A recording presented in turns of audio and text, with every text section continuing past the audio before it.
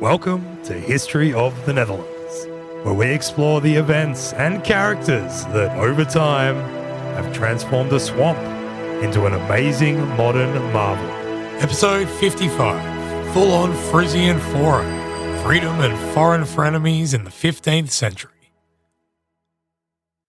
Over the 54 episodes of this podcast so far, we have often found ourselves fixated on familiar phases of sphagnum or ferocious fights in far-flung foreign fields, but frequently we've failed to focus on the fortunes of the fierce and frisky, fabled to be free, Frisians. Folly. Well, fear not, Frieslanders, for now it is your time to shine. In this episode, we are going to delve into Frisian law and Frisian freedom in the 15th century. We will look at how they developed up until the end of that century and examples of how Frisian law impacted people's lives, how local governing structures specific to Frisia changed in the 15th century, and how in 1498 these changing conditions allowed Frisian freedom to finally be stamped out by the very emperor who was supposed to uphold it. If you, like us, have also frequently forgotten about Friesland, then join us as we remind ourselves of what it is, both currently and historically. Today, Friesland is a province in the north of the Netherlands, which on its north and western edge borders the Waddenzee and the IJsselmeer, formerly called the Zuiderzee, the Southern Sea. On the south of Friesland is a modern province called Flevoland, which, as it happens, was also formerly the Zuiderzee, and some might say should have probably stayed that way. On its east, Friesland borders the province of Drenthe and Groningen, but modern Friesland is only a small part of ancient Frisia, which extended north from today's Flanders up to the coast of the Waddenzee into northern Germany. If you want a recap on all of that, go and listen to episode 3. Sufficient for this episode is that from the 1300s, Frisian identity was indelibly cast in the frame of freedom. Freedom from a prince, freedom from servitude, freedom to appoint their own magistrates, and freedom from taxes.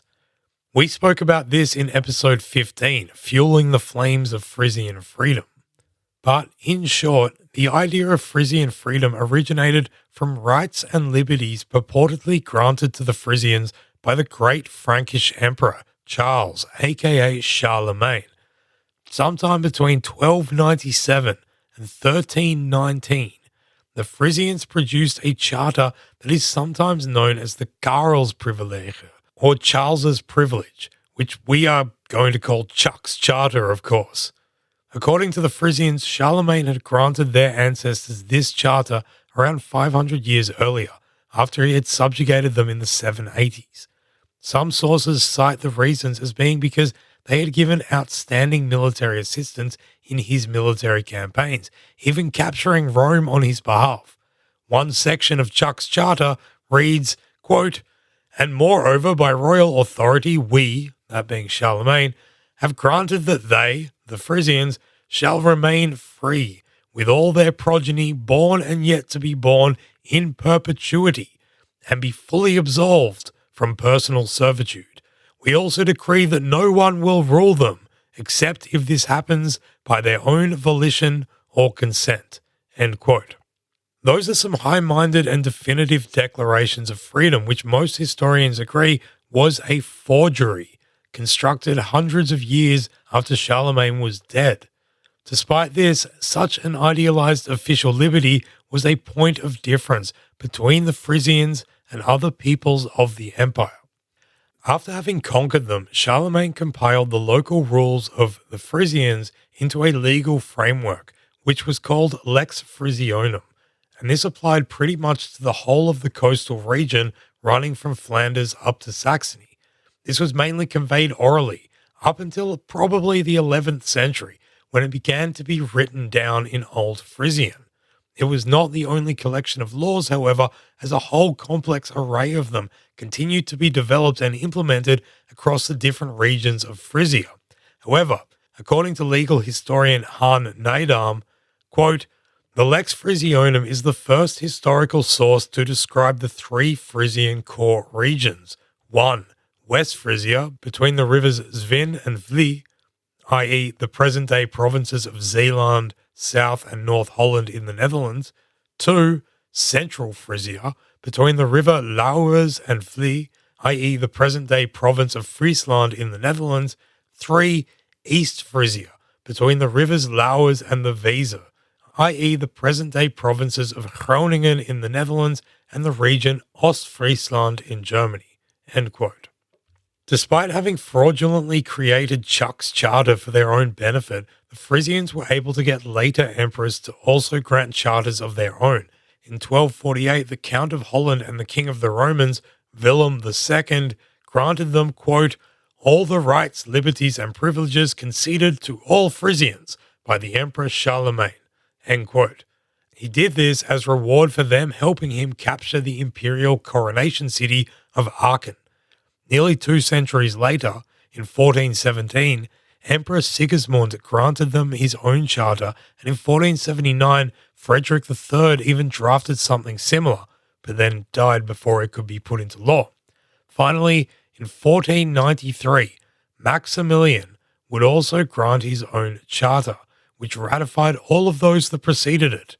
Quote, "We reaffirm with our royal authority all the privileges of Kings William and Sigismund, of Emperor Frederick III, our most honoured progenitor, of all other emperors and Roman kings, our predecessors." End quote. The thing about Maximilian, though, is that he was never one to let something like a promise get in the way of doing what was best for him and his. He would use terms included in Chuck's charter, notably reference to a government office called potestas, meaning essentially a governor, to bring an end to 700 years of Frisian freedom just a few years after granting his charter. And we will get to all of that later on. Historians have long enjoyed debating about what freedom meant to the Frisians at different times in history.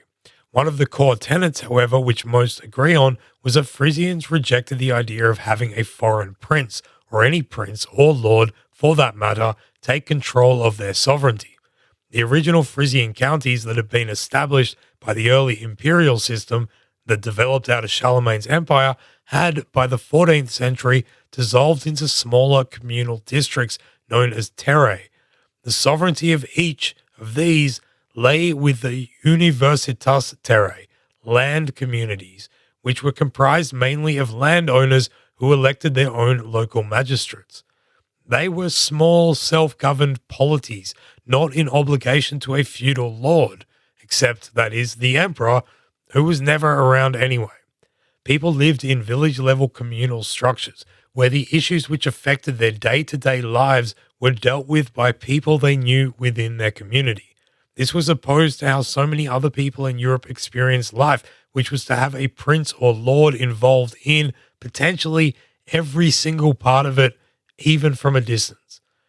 As the Dukes of Burgundy and then the Habsburgs tightened their grasp on the Low Countries during the 14th and 15th centuries, the Frisians stood by their right to freedom and obligation only to the emperor.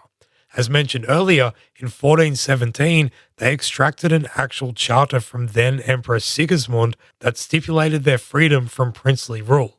However, this charter also made them pay him something called the Huslotha, which was an obligatory tax. The Frisians were not happy about it, and from this point on, taxation also became a consistent bone of contention when it came to what Frisian freedom meant. Around the 1430s, there were several alliances made between the more powerful ranks of Frisians, which often cited as their reason for cooperation the need to protect Frisian freedom from a foreign ruler. Clearly, this fear was a major reference point for Frisians, and the prospect of this happening was something of which they had a right to be wary. As Frisian medievalist Hans Moll wrote, quote, "As far as the threats from outside were concerned, at the time of Philip the Good and Charles the Bold, the country's municipalities had to seriously fear a new invasion from Holland several times. They often consulted, negotiated, and no doubt made plans for how a Burgundian invasion should be dealt with, but in the end, such plans never had to be carried out." In episode 32, Charles, King of Burgundy, we saw Charles the Bold summoning some representatives of Friesland and telling them that they needed to accept him as their rightful sovereign. After a bunch of prevaricating, endless meetings and typical Frisian disunity on the matter, Charles declared war on his Frisian subjects in November 1470.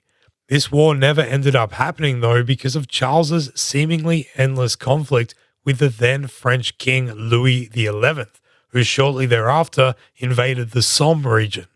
When Charles the Bold resolved his years-long conflict with the French king by dying in 1477 in a muddy ditch, it seemed like the Frisians were off the hook.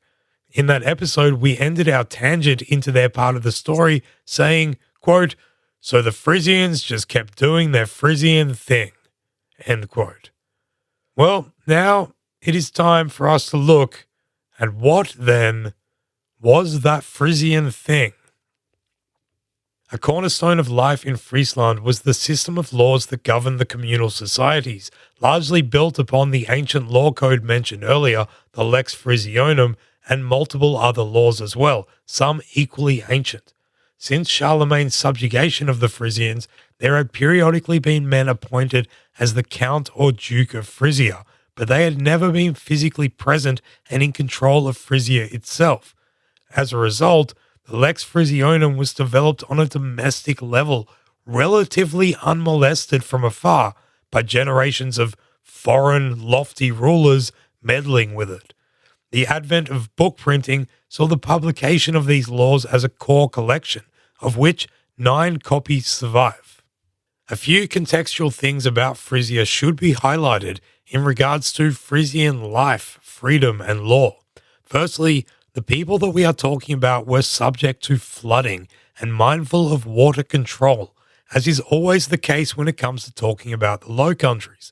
The archaeological remains of collapsed and drowned medieval settlements which have been found across Frisia testify to the fact that flooding was a near constant threat. So, as always with this podcast, we should constantly keep this in the back of our minds.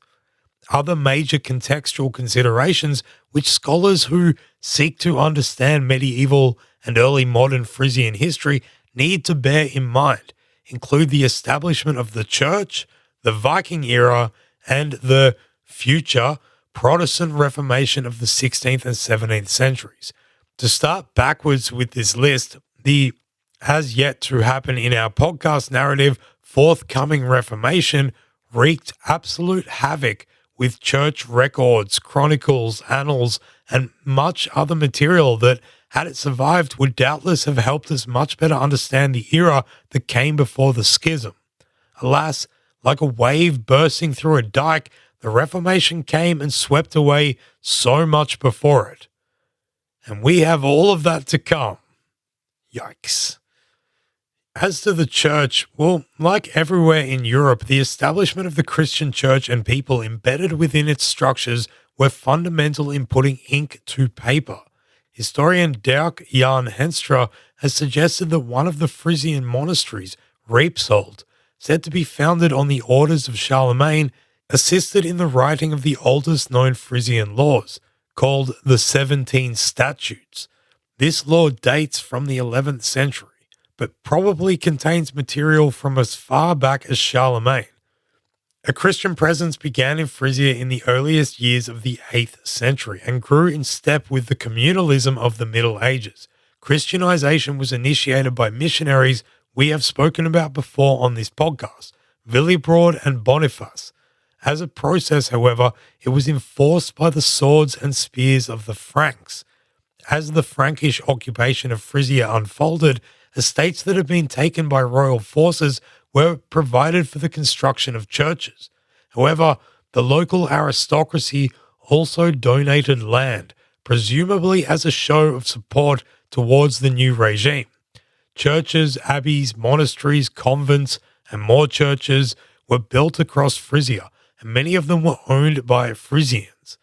In their essay, Church Foundation and Parish Formation in Frisia in the 10th and 11th centuries, Frisian medievalists Gilles de Langen and Hans Moll tell us that, quote, Generally, in this period, the ownership of the churches stayed with the founders of the churches and with their successors in title. Those who held the titles controlled the appointment of ministers and received a share from the revenues of the church. These revenues were generated both by the estate of the church, through farming, as by the parishioners paying their dues. The term proprietary churches, or Eigenkirchen, is often used to describe churches of this kind." End quote. Simultaneously, the episcopal centres of Utrecht and Munster were also establishing a wider reach as they took over lands and also built more churches. What developed in Frisia was a dual system. While most churches in Frisia were diocesan, meaning they came under the direct control of one of those bishops, there were also these other establishments that did not belong directly to a diocese. Rather, they were monastic, meaning that they belonged to one of a few different abbeys that were essentially the successors of landowners who had granted land for churches to be built back when the Franks had come waltzing in. The growth of the church in Frisia and the complete Christianization of its peoples was not without setbacks. The largest of these was the age of the Vikings, which Frisians were not just exposed to, but literally partook in. To quote De Langen and Moll again, quote, "The church in Frisia probably suffered heavily under these Viking attacks. Her material capital consisted mainly of movable property, such as reliquaries, liturgical vessels, and books, which were often decorated with precious metals and gems. When these were robbed and priests were assaulted or killed, it was difficult to keep the institution going. We can say that the development of the parish system came to a halt and even witnessed a setback in the course of the 9th century as a result of the Viking raids. We are inclined to think that in and shortly after the Viking period, many Frisians shared the pagan religion of the invaders and temporary new rulers." End quote. The Viking Age ended for Frisia in the 11th century, after which Christian missionary work once again flourished, driven by the bishops of Utrecht and Munster. It was not long before it was universally impacting every life across the Low Countries. Some stories from this period suggest that not everybody in the north had yet bought in. There is a Latin text from the 1020s called The Deeds of the Bishops of Cambrai that perhaps reflects the different levels of commitment to the cause between people in the south and those in the northern reaches of Frisia. The parable tells of a ruler in Frisia publicly expressing doubt about the validity of the Eucharist and extolling his people to join him at the tavern to drink beer instead of nibbling on the holy wafer. Naturally, as the story goes, he was almost immediately punished by God and fell dead from his horse. A strength of the church was that it filled voids in communal spaces. In the second half of the 10th century, a parochial infrastructure was built which would tap into the resources of humans in the community and by doing so, fuel the increase of literacy and, therefore, source material. As monasticism recovered and flourished after the end of the Viking era, the network of churches and parishes became stronger, and in bigger towns like Leeuwarden, schools were established by the local church, which taught people to read and write. In such ways, the church became ever more indelibly intertwined with what was still a communal society. Another of the very oldest Frisian laws is the synodical law of Central Frisia, which is traditionally dated to the 11th century but contains elements from both earlier and later than then. The synod would take place annually over a 4-year cycle called the Circatus and was overseen by men holding ecclesiastical offices. In one of the 4 years, the Bishop of Utrecht himself would actually preside over it, but in the other years in between, this was done by a dean of the church. Interestingly, the synod states clearly that, quote, "The dean shall be free and Frisian and born of free stock, and his ordination shall not be nullified, and neither shall he have lost his legal status as a consequence of having committed crimes, and he must be the son of a layman." End quote. This exemplifies the decentralized way that the church existed in Frisia, upholding the uniqueness of freedom that the Frisians had managed to construct for themselves. As a standard, Frisian freedom was upheld by members of the Frisian clergy as well as everyday people. In the 15th century, a series of legends, collectively known as Gestae per Frisios, God's deeds through the Frisians, became popular around Frisia, as central Frisia became the last part of the region not to have yet succumbed to external rule. These stories generally all tell of a Frisian origin myth of being enslaved by Danes, freed by Franks, and Christianized under God's blessing, with consistent parallels made between them and the people of Israel. The point is that Frisia became as devoutly Christian as everywhere else in the Low Countries, but the religion and its educational institutes were also utilized to reinforce their communalism and self-generated concept of freedom.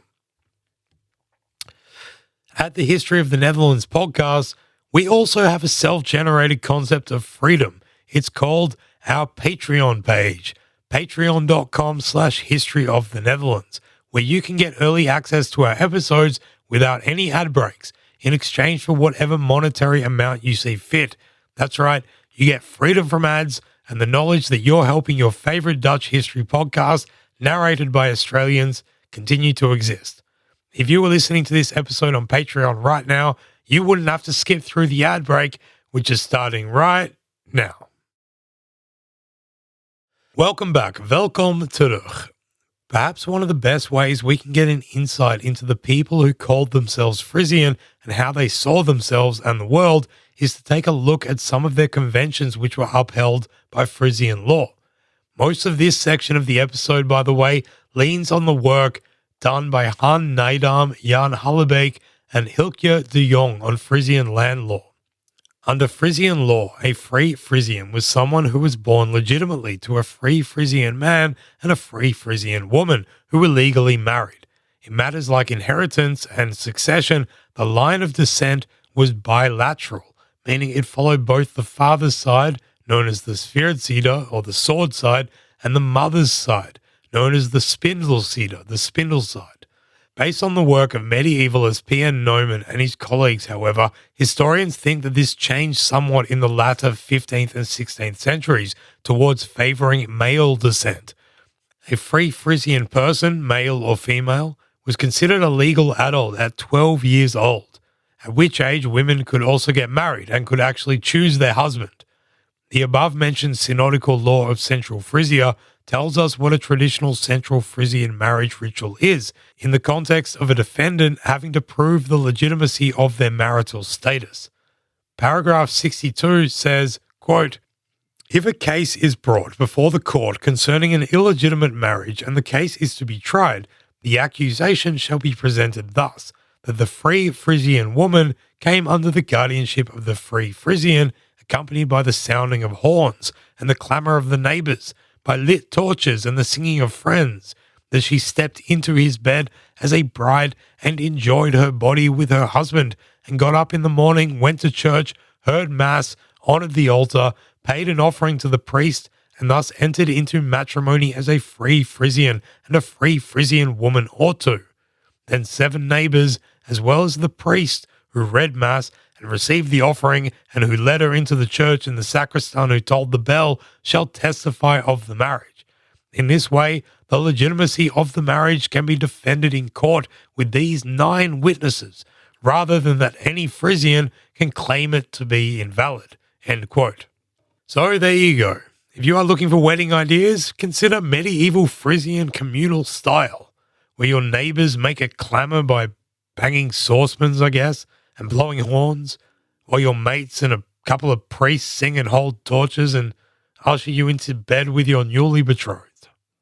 A dowry was provided to the woman by her father, and she was then also entitled to half of whatever wealth was accumulated in partnership with her husband, called the B in Old Frisian. She was not, however, entitled to whatever wealth or assets he brought into the union in the first place, so that in the case of his death, she would only receive her dowry and share of the B. To have any look in on her husband's original inheritance, she and he could embark upon another legal path whereby they agreed that her wealth, being dowry and assets, would become a part of the commonly held wealth of the couple, and her husband could then name her as one of his heirs, meaning that if he died, she would inherit a third of his wealth. Being a bilateral system, women had slightly more protection from the law than in many other places. In one of the Frisian land laws, called the Book of Emperor Rudolf, it says, quote, "If a father and a mother beget 3 children, 2 sons and 1 daughter, and if their parents pass away, and if the daughter then marries a man without having consulted either of her brothers, the brothers will claim she has lost her share of the inheritance because she entered into the marriage without their consultation. Now her husband says she did not lose her share of the inheritance because of the free choice which was given to her and all women by King Charles, and which King Pippin later wrote down, because they have dominion over their own bodies and limbs and the right to choose a husband. Because of this, the court shall find in favour of the women and against the brothers. Or the parties shall come to an agreement after consultation and on the advice of wise men. If these wise men cannot come up with a solution, the woman's rights shall prevail." End quote.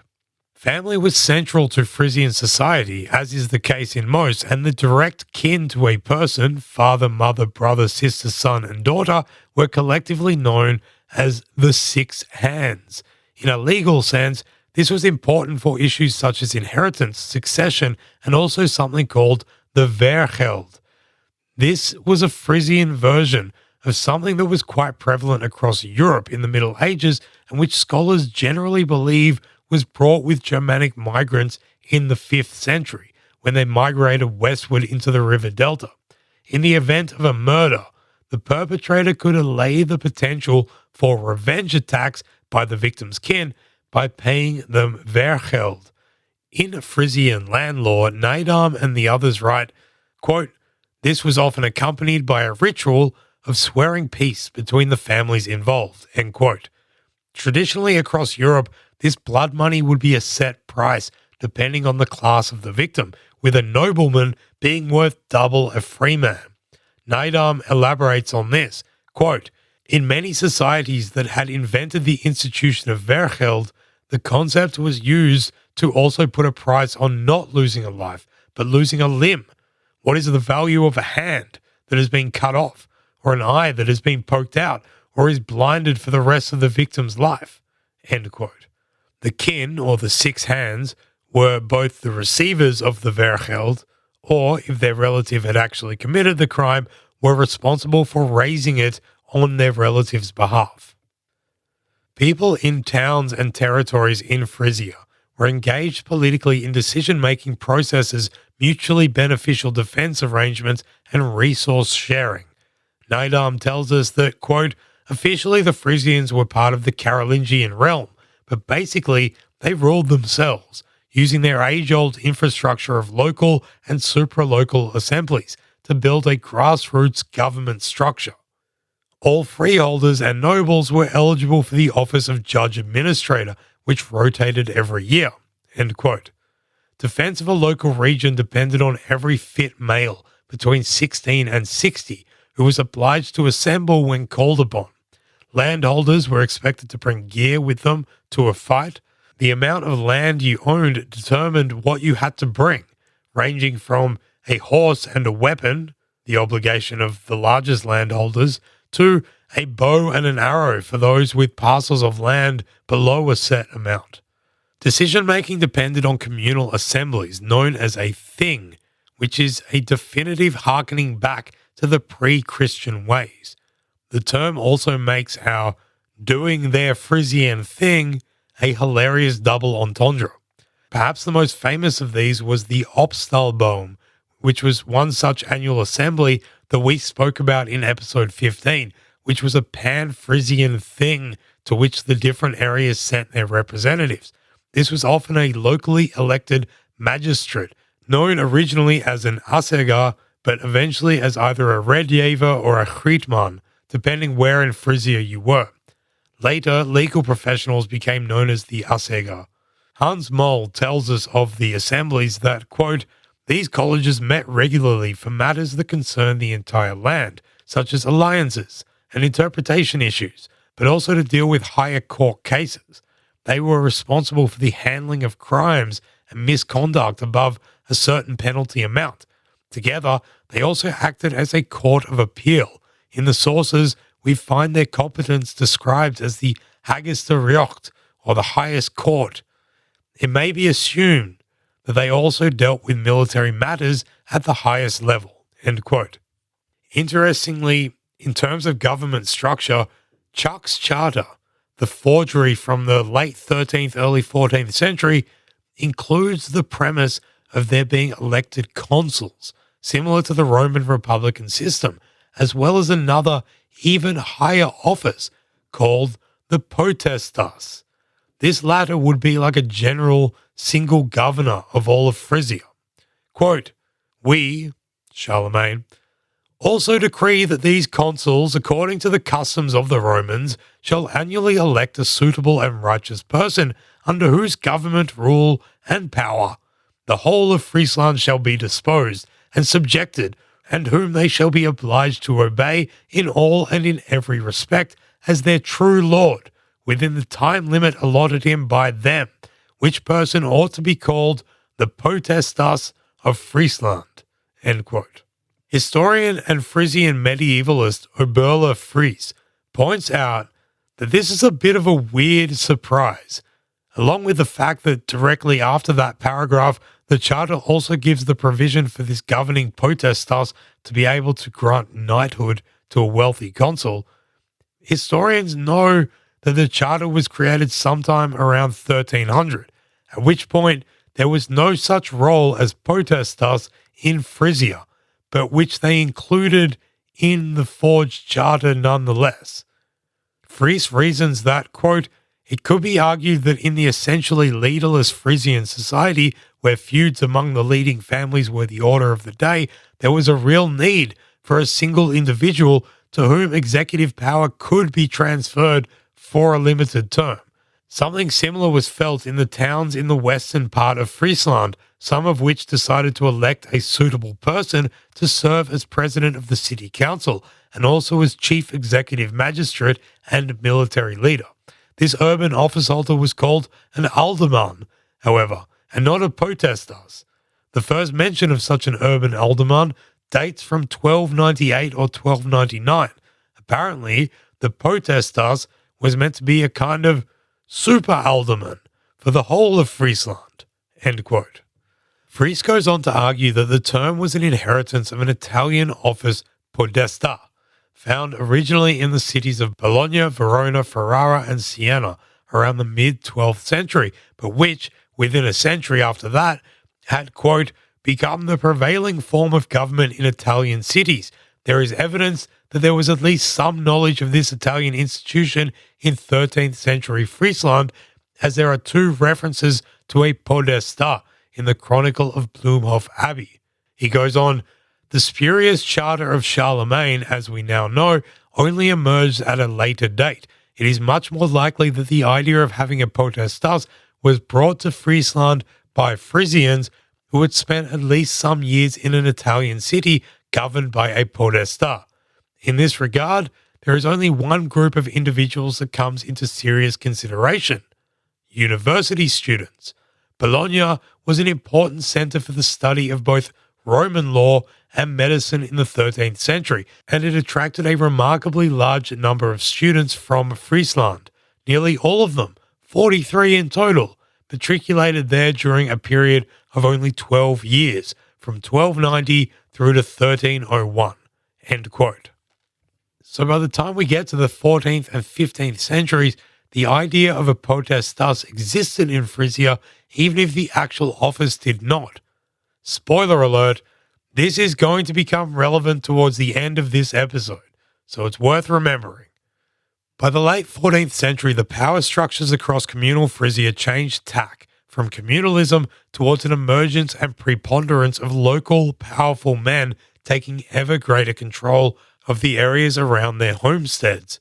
These men are known in Frisian as Hedlingen, in Dutch as Hoofdelingen, in German as Häuptlinge, and in English as headmen. Historians of Frisia debate whether they emerged from amongst the wealthiest and most resource members of the communes, forming what has been called a farmer's aristocracy, or whether they constituted a latent noble class that had never actually disappeared from Frisia, despite the popular notion of feudalism-free Frisia that suggests otherwise. Paul Neumann is one historian who has solidified this latter assertion, pointing to the heftier Wehrgeld compensation due for certain persons that he says indicate a traceable line of nobility back to the 8th century. Another historian, Hans Moll, agrees, but points out that even assuming there was an ancient high nobility in Frisia, quote, under no circumstances do they seem to have been persons who could establish kinships with, for example, Saxon high noblemen or other territorial magnates. Rather, they seem to have been men to whom the informal leadership of a local community could be attributed on the basis of their origin and prestige, end quote. So, although there was a nobility, they were still somewhat disassociated with the nobility of Burgundy or the Empire. The origin and prestige that form the basis of their leadership relates to land ownership. Being an agricultural and communalistic society, farmholds were, in the words of Naidam, quote, the core unity of Frisian medieval society from a socio-economic point of view, end quote. The 15th century Hedlingen and their clans were strong political forces in the areas they lived. Their dominance was more severe in East Frisia, the German part, where many long-established communal rights and structures, like the appointment of magistrates, were swallowed up by men acting as independent lords over subjects. This led to the outbreak of what is known as the Great Frisian War, fought between feuding families between the years 1413 and 1422. Eventually, large tracts of East Frisia were turned into an imperial county around the middle of the 15th century, with a family called the Xerxenas elevated to the status of counts. In central Frisia, the part which corresponds to the modern Dutch province of Friesland, communal norms and structures weren't swept away as vigorously as in the east. But here in the regions of Westergo, Oostergo and Zevenwoude, local powerful families still bore heavily onto the scene, holding positions of power within the local magistracy and keeping those positions in the family. A couple of sources give us data about this class of powerful people in central Frisia. One is a tax list from 1479 by which we see that the largest landholdings were around 100 acres, of which several could be owned by one person or family. Crucially for Friesland, this list also tells us that the number of cows per farm could range from 4 cows to 20 cows. The second source is from slightly after the occurrence of Frisian Freedom going up in a ball of Saxon smoke, which in our narrative is going to happen in 1498 towards the end of this episode. But it is close enough in the timeline to give a pretty accurate idea of how things looked in the lead up to this. In 1505, so 7 years after Central Frisia would get itself a prince, the status of privileged lordship was conferred onto those who agreed to a new tax that would be paid on every 21st penny. From the records, there are about 60 families of around 240 members who took the deal. It is worth pointing out that they were mostly in the older, clay-rich part of central Frisia. Of this class of Hedlingen, Moll writes, quote, this circle of Hoofdelingen in Friesland, west of the River Lauwers, was not a homogeneous group in these centuries.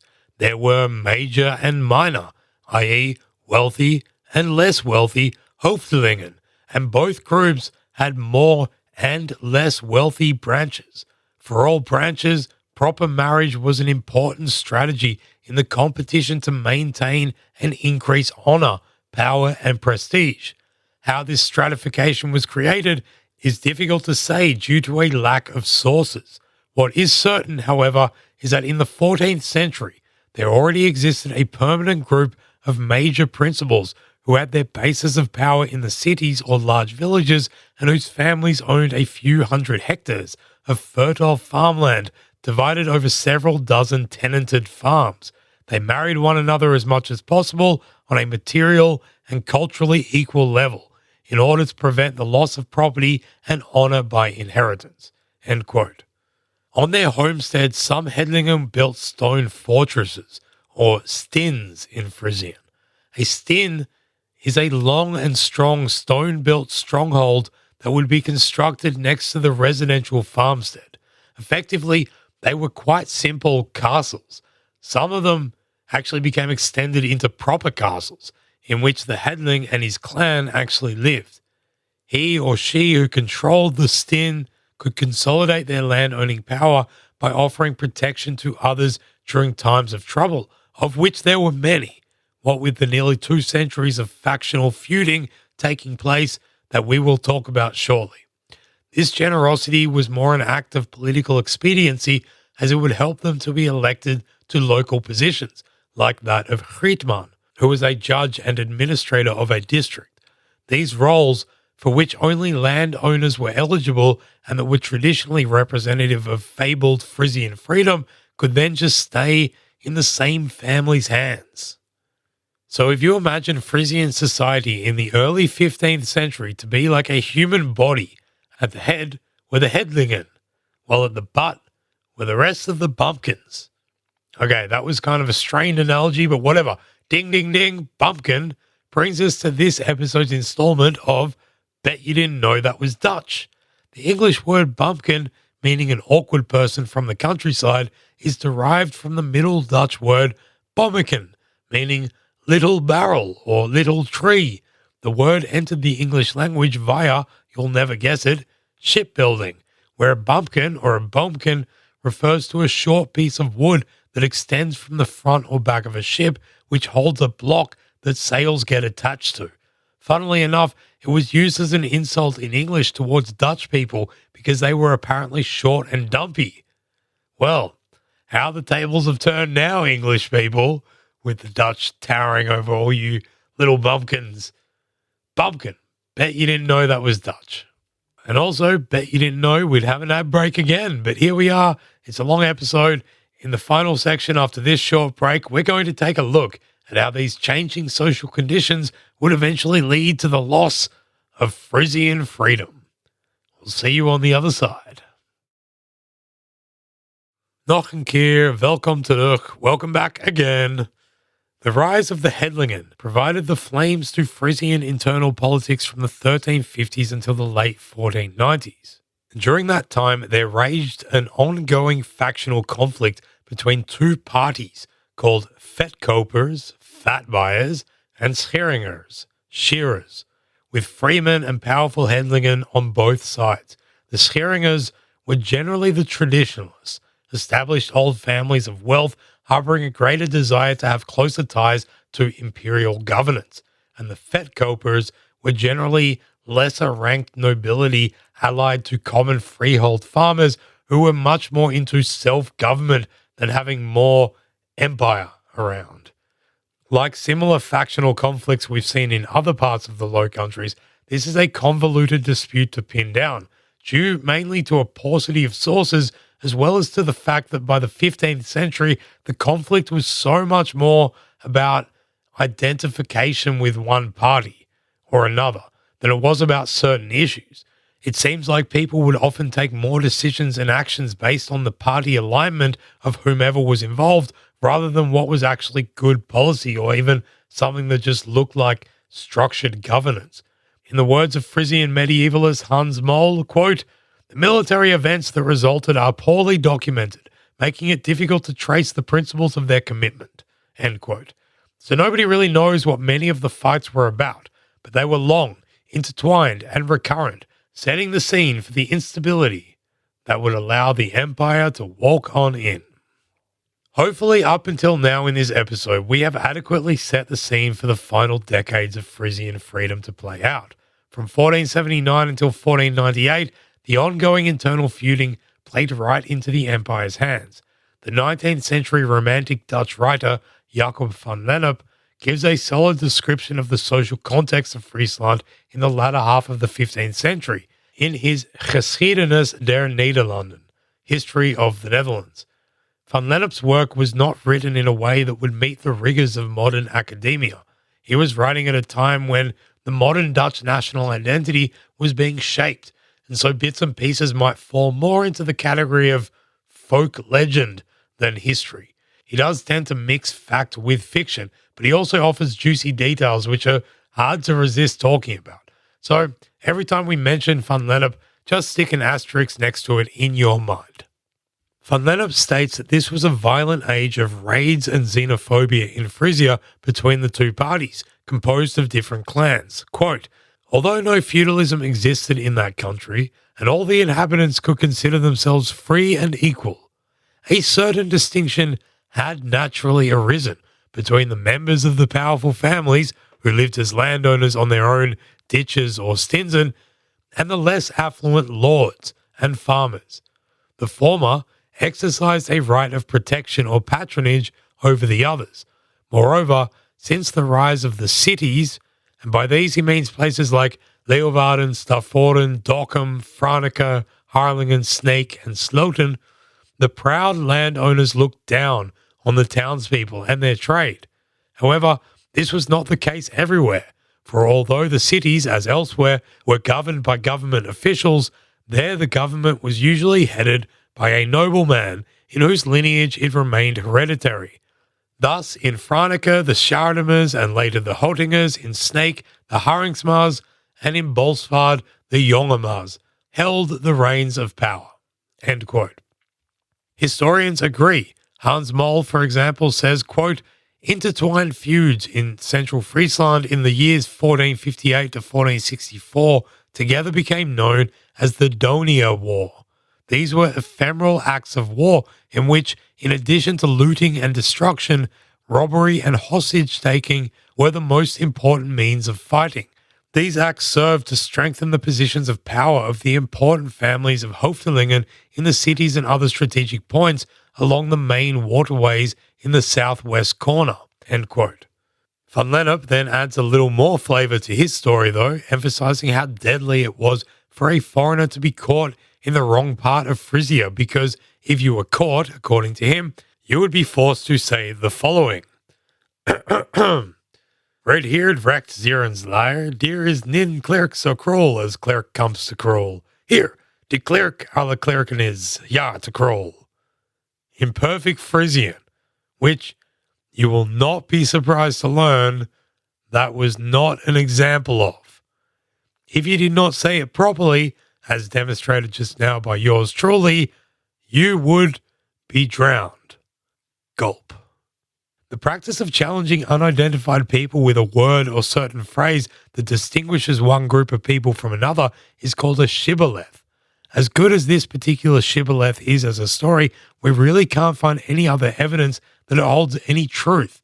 Perhaps Van Lennep heard it from somewhere, or he possibly misconstrued a similar story from not long after the events in this episode, when a soon-to-be arriving on the scene big figure in Frisian history called Groot Pierre is going to turn up. The story about him is that he would use a Frisian shibboleth against captive and potential enemies, making them say, butter, bread and geen cheese, wat dat niet zeggen is geen oprechte Fries. Butter, rye bread, and green cheese, whoever cannot say that is not a genuine Frisian. It rhymes, though, in the Frisian version. From 1479, there was increased feuding in the Scheringen-dominated city of Bolsward in Vestigo, with the death of a man called Chard Jongema. He was the local powerful headling. When Chard died, he was an old man.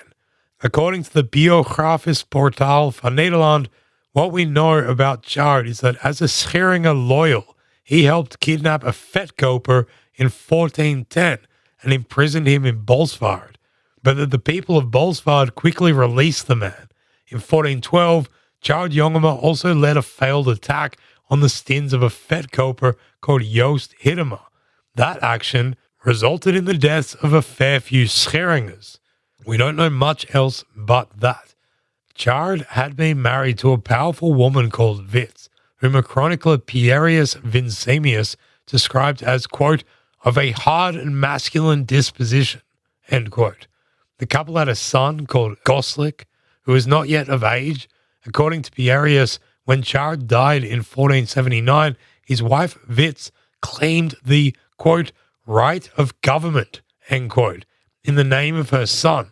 But the Bolsward Council would not put up with quote-unquote female rule, so instead chose to appoint Goslik's cousin, the nearest male relative on the father's side. Perhaps this is an indicator of what we were talking about earlier, with the Sverdsida becoming more important than the Spindelsida. This guardian for Goslik and Bolsward was a bloke called Yu Jongema, a Vetkoper, and he now came in to rule the city.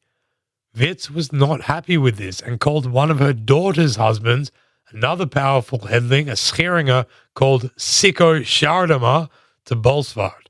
Sikko was able to drive Yu Jongema out of Bolsward and occupy it briefly, but maybe the celebration party afterwards went a bit too fully Sikko, because his soldiers were very badly behaved indeed. Apparently they were egged on by Witz, who, according to another chronicler named Petrus van Tabor, said, "Go to those houses, eat and drink there, for they are my enemies."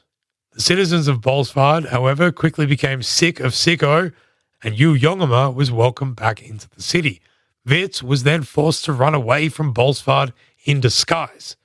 Sikko and his troops then holed up inside a fortress, one of the aforementioned Stins, which belonged to his sister Swab.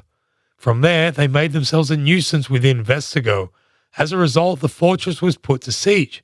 Van Lennep tells another cracking story, which, again, take it with a grain of salt, about how Sikko's sister Swab Sharda was able to put an end to the siege through a nice little bit of treachery. In 1481, Swab agreed to peace talks with one of the besiegers who had to cross a bridge to come and meet her. Before crossing the bridge, he asked that she swear his safety by promising him that it was Laua, a Frisian term for safe conduct, or, if you will, the medieval Frisian equivalent of saying safety while playing backyard cricket. After the meeting, her enemy departed back over the bridge, but Swab then called him back. When he turned around and crossed the bridge to her for a second time, she had him captured and thrown in captivity, telling him that she had given him safe conduct for the first bridge crossing, but not for the second. Van Lennep then goes on to say that this is the origin of a Frisian saying, Swabelauer, meaning Swab's loyalty, or a, quote, false deceptive promise, end quote. The deception worked, though, because soon afterwards the siege was lifted after an exchange of prisoners. The feud between the Scheringers and Vetkopers in Friesland continued, however, and in the 1490s, both sides began to recruit outside mercenaries into their armies. Moll tells us that, quote, Hoofdelingen who wanted to achieve military success could not do so without ad hoc hired professionals, end quote. By this he was referring to mercenaries, and this was a dangerous development which would ultimately spell doom for Frisian freedom. In 1491, the Vetkopers of Oostergo, who were mostly centered in the town of Dokkum, entered into an alliance with the city of Groningen. The Scheringers saw this alliance with a non-Frisian city as a threat to Frisian freedom and responded to it by attacking Dokkum. As a result, an army from Groningen came to the aid of their ally and occupied a large part of previously Scheringer-controlled territory, including the town of Sneek. They also threatened to capture the town of Franeker. At this point, Goslik, the son of Witz and the deceased Chard Jongema, in whose name Yu Jongema had taken over in Bolsward, went looking for outside help of his own on behalf of the Scheringers. He ran straight into the arms of Albert of Saxony, the lieutenant of Maximilian and governor of the Netherlands. Albert had been utilized by Maximilian in putting down the Flemish revolts and bringing order to a region that had so vigorously repudiated Maximilian and his constant demands for money. In those wars, Albert had used South German foot soldiers who fought in a similar way to the Swiss, which you can imagine if you cast your mind back to when we spoke about Swiss infantrymen before they killed Charles the Bold. Think tight formations of blokes with long spears, turning themselves into spiky echidnas of death in the face of an assault. These 4,000 or so mercenaries who had rocked up in the Low Countries in the 80s did not just disappear when they had no work. Hans Moll goes on to say that, quote, in the periods when Habsburg temporarily did not need them and could not pay them, the various guard units also took on other jobs, including in the Prince Bishopric of Utrecht and in the county of Cleves.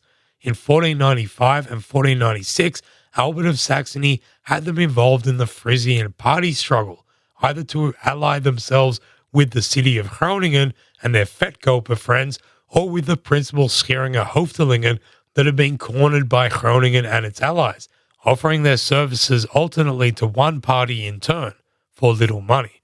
In this way, he did not have to pay them and was able to destabilize the situation in such a way that he could, precisely with their help, establish power there himself. End quote. In 1493 then, with the Frisian factional war still raging, foreign mercenaries now hanging around all over the place, and imperial princes now casting their gaze upon Frisia, Maximilian granted his charter to the Frisians, which we mentioned earlier. This charter, remember, included a verbatim account of the counterfeit Chuck's charter, and importantly included reference to the office of potestas, that theoretical position somewhat akin to a governor of all of Friesland. Just a year after this, with absolutely no end in sight to the internal violence still erupting in central Frisia, Maximilian sent his envoy, Otto von Langen, to tell them that they must choose a man to the position of potestas, otherwise he would do it for them. According to von Lennep, the Scheringer faction invited all of the Frisian estates to a meeting in Snake, but the Vetkopers did not attend.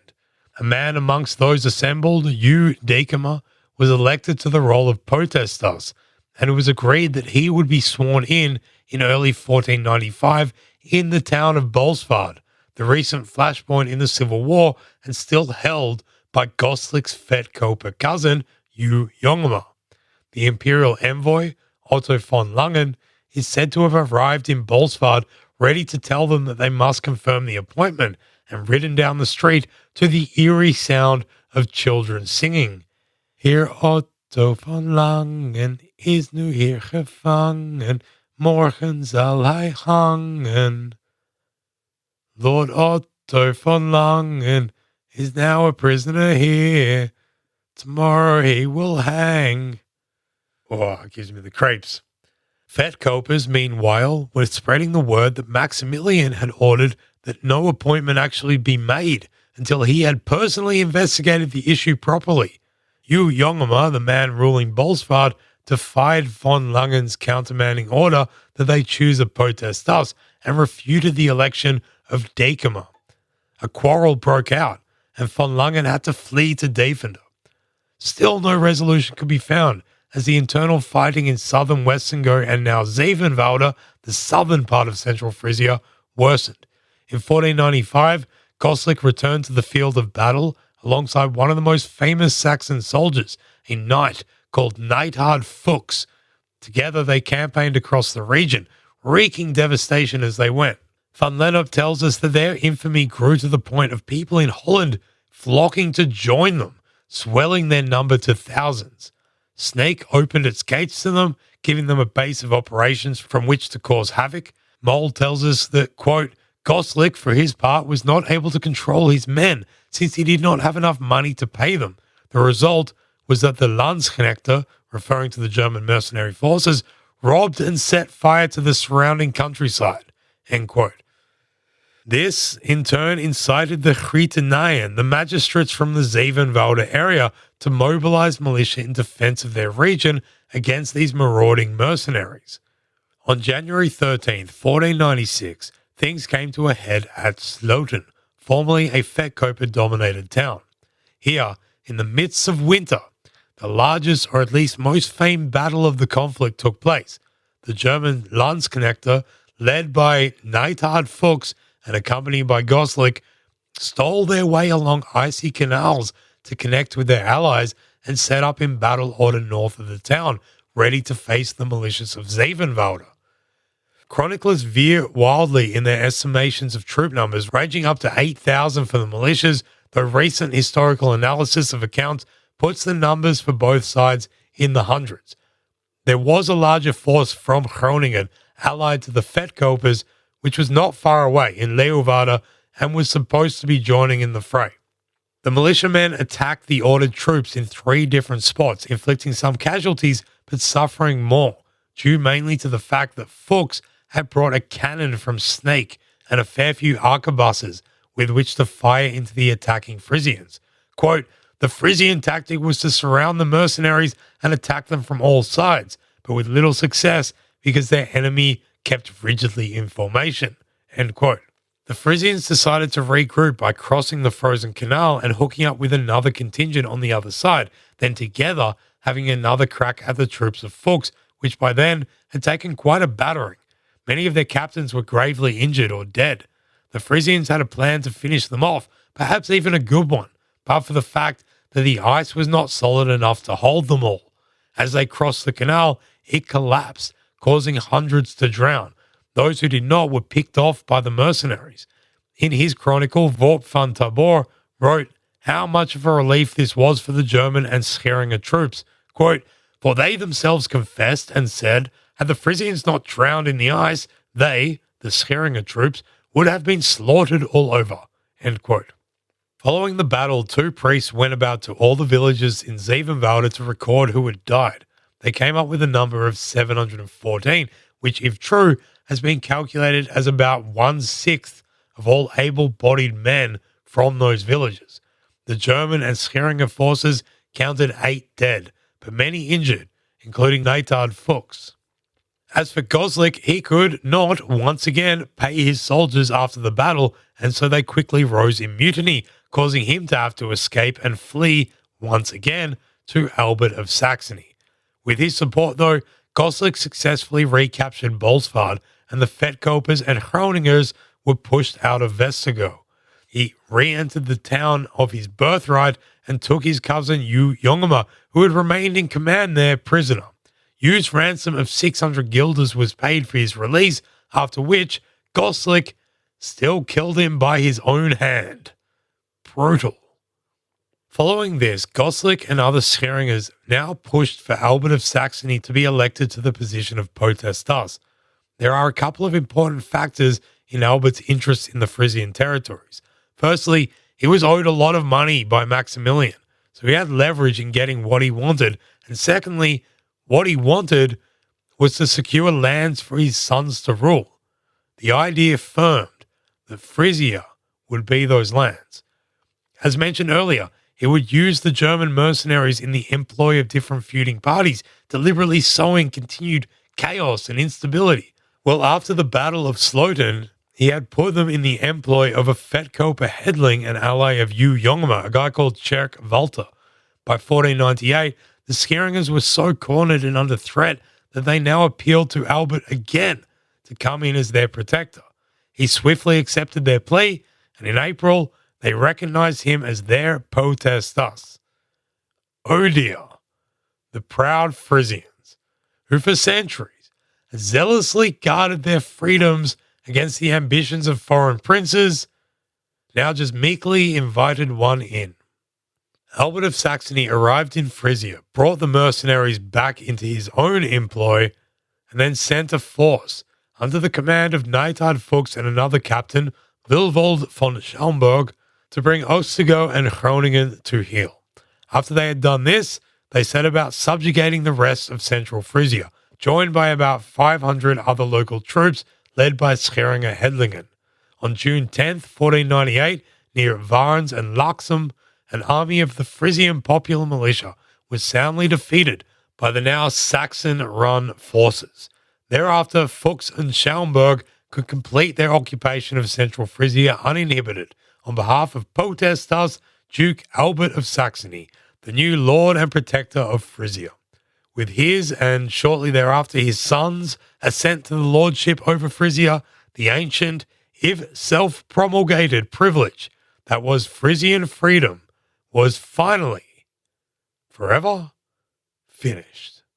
The endless conflict, however, was most certainly not. Many Vetkopers fled towards Gelders, who were in the throes of a war against the Habsburgs that we will get into in the next episode. The Vetkoper-Scheringer Civil War, which had raged for over a century and a half, morphed into a kind of war of independence, waged against the foreign rulers that their constant bickering had finally allowed in. But that is all for future episodes of History of the Netherlands. Thanks so much for listening to History of the Netherlands. We aren't on much social media these days. It's just really not our forte. Should we have TikTok? Probably. Will we ever make one? No. For now, though, the place we are at is Blue Sky, and you can find us at historyofnl.bsky.social. We wouldn't be able to make this podcast without the support and contributions of listeners all around the world, coming to us via patreon.com/historyofthenetherlands. Our collaboration with thelowcountries.com is coming to an end, which means we will be able to put more energy into making regular episodes of this, our main show. We are also going to endeavor creating interviews independently of the Low Countries website. All of this means Patreon is going to be super important and helpful for us in the foreseeable future. So we'd like to give a huge shout out to the following champions. First, there is Nicole Kaimorin. That's Kaimorin. Thank you very much, Nicole. Then, of course, Minxie Dave Reimink. Thank you so much for your support. There is Dyanne Gavin. Gavsy. I'm giving you a very, very Australian nickname there in celebration of the forthcoming Ashes cricket. Gavsy, thank you so much for getting behind History of the Netherlands. Then, of course, Robert de Rooy, Kingy. There could be nothing else. Kingy, sharing the same last name with the new coach of our football team. And then, of course, Brendon, Lord Nelson-Weiss. Thank you, Lordy, so much. And if you would like to emulate those fine, upstanding citizens, you can do so by heading to patreon.com/history of the Netherlands. Until next time, doei. Thanks for listening to History of the Netherlands. You can get detailed show notes at our website, historyofthenetherlands.com. From there, you'll be able to find other podcasts and projects that we've created. This is a production of Republic of Amsterdam Radio.